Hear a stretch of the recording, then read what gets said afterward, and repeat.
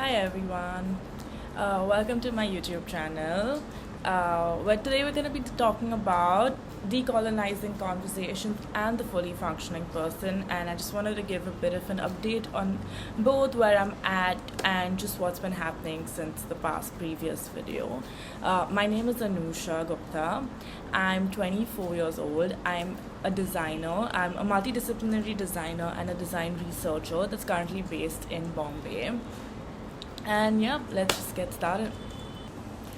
If you don't know already, the Fully Functioning Person is a board game that focuses a lot on collaboration, and it uses psychology and philosophy to bring people together to develop better communication strategy, team cohesion, and also a lot of self reflection. And Decolonizing Conversations is a digital platform that allows organizations to build more inclusive practices when it comes to looking at green spaces specifically, but I think it can also be generalized to a lot of other spaces. So it's more of a research tool because there is no like straight one size fits all solution for inclusivity. It's very contextual. So I think just getting the foundation right when it comes to decolonization and building safe spaces is very important. So these are the two introductions if you weren't watching the previous videos. So both of these projects were developed in the Netherlands when I was studying in a university called Design Academy Eindhoven, and both these projects are very feelings first and functionality later. So I really started from a very introspective point, and from there I took it further and researched it and got it validated. So it's very feelings first and commercialization later. And then after I graduated, I moved my life back to India, where I'm originally from, and I realized that the design culture here is extremely different. So let's talk first about nature and green spaces. In Bombay, or in India especially, we're at a stage where there's a lot of urbanization taking place. So we're putting a lot of trains, we're putting a lot of parking lots, we're putting the coastal road, and like developing green spaces for leisure just isn't in our radar at the moment because our priorities are very different in comparison to Europe, and also labor rights and working hours and infrastructure is just we value different things at the moment. And when it comes to the fully functioning person, again, it's a very it focuses on well-being, of course, and it focuses on team cohesion and very intangible things like happiness, which again, when you put it in an Indian context, it's again not something that we're currently prioritizing. Because if you look at India, it's for starters, it's a very diverse country, and it's not egalitarian at all. We have so many layers and we have so many complexities that if you also look at the wealth distribution and inequality. So when it comes to prioritizing things like leisure and happiness, we're first focusing on functionality and getting food on the table and paying our bills and ensuring that we have a roof on top of our head and we have clothes. So there's only a certain segment of society that is open to even having that discussion, let alone opening up their wallets to experiment with it or allow me to develop it further. So that is definitely one of the challenges.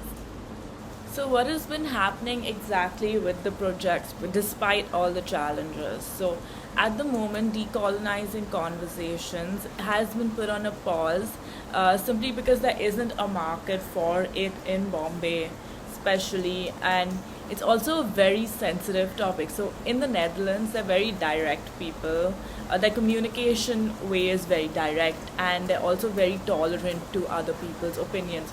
So I had no problem, and it was also sorry. It's like raining a lot, so the lighting is, and you can also hear the sound. Okay, but just stay with me. So um, in the Netherlands, I had people were very receptive to me going into a room and going like, "Hey, you white people, listen to what I have to say and how we can make your space better by making it more inclusive and more diverse." And me as a brown designer, here are like reasons why I have credibility in this space. And I was also a student, so I do have that protection bubble to have these difficult conversations. And India, I think difficult conversations in today's political climate, I don't know, I'm not that ready to have those conversations here. For the fully functioning person, we've been making a bit of progress, so that's already something. I had my first corporate workshop, so I had to change the questions a bit based on the client's needs. Um, and yeah, it was a very successful, I would say it was a very successful testing session, simply because usually, again, in India, in most spaces, employees don't have the agency to express themselves, just because of the mindset that we have. So this was the first time that they're really able to reflect on different situations and where what they aspire to, so where they are right now and where they would like to be.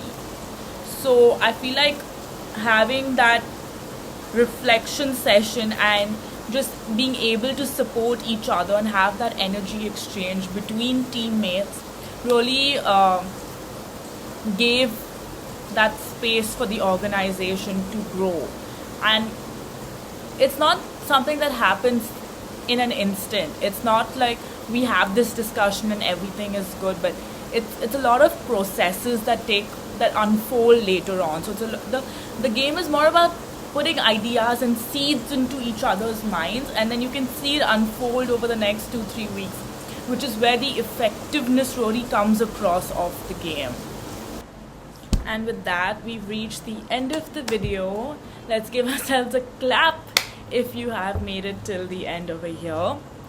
So the point of this video again was just to give you an update on where I am at with both the projects, the challenges that I have faced, and the journey that Decolonizing Conversations and the Fully Functioning Person have taken from switching countries, the time that has elapsed within that, and just how it has evolved, been put on a pause because of these changes. A quote that I would like to end with is, to change the game, you have to first know what game you're in. And I think that is very relevant for today's video, especially because I think the reason why I chose to come back to India was to understand the Indian market, because again, my projects start from a very introspective space, and all my roots and all the foundation was set within the Indian society. So for me to understand the Indian market with its possibilities is extremely important. So even if I want to eventually have the power to disrupt or collaborate with my ideas, I need to understand the game first. So with that, have a nice week and hopefully see you in the next video.